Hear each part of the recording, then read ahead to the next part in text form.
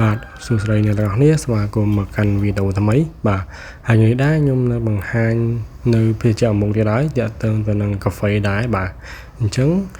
ចង់ដឹងភេសជ្ជៈហ្នឹងឈ្មោះអីតោះខ្ញុំប្រាប់ទាំងអស់គ្នាបាទហ្នឹងគឺជាភាសាអង់គ្លេសហៅថាHoney Lamb Americano បាទឬក៏ជាភាសាខ្មែរហៅថាកាហ្វេក្រូចឆ្មាទឹកមុំ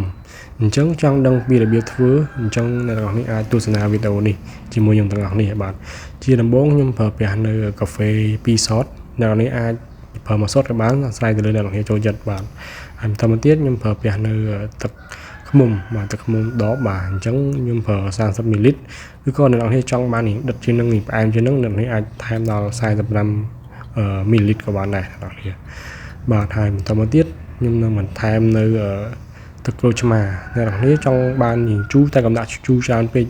ខ្ញុំកំណត់ថាប្រហែលជា10ទៅ15 មីលីលីត្របានហើយបាទដាក់លឿនហ្នឹងវា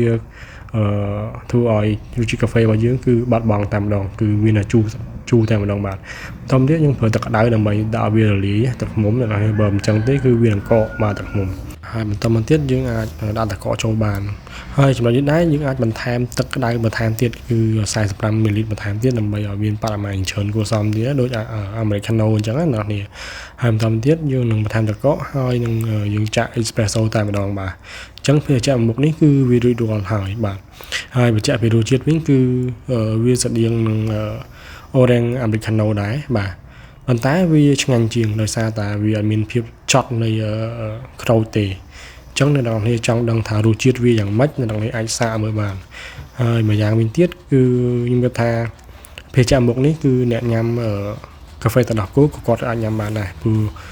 ឆ្ងាញ់បាទខ្ញុំធានាថាឆ្ងាញ់បាទហើយវីដេអូមួយនេះគឺខ្ញុំមានតែប៉ុណ្្នឹងទេបាទហើយខ្ញុំសង្ឃឹមថាអ្នកនរគ្នាចូលចិត្តនៅវីដេអូនេះហើយកុំភ្លេចជួយ like ហើយនិង subscribe Channel YouTube របស់ខ្ញុំម្នាក់មួយផងបាទអញ្ចឹងមានតែប៉ុណ្្នឹងទេបាទអរគុណច្រើនជម្រាបលាជួបគ្នានៅវីដេអូក្រោយបាទបាយបាយ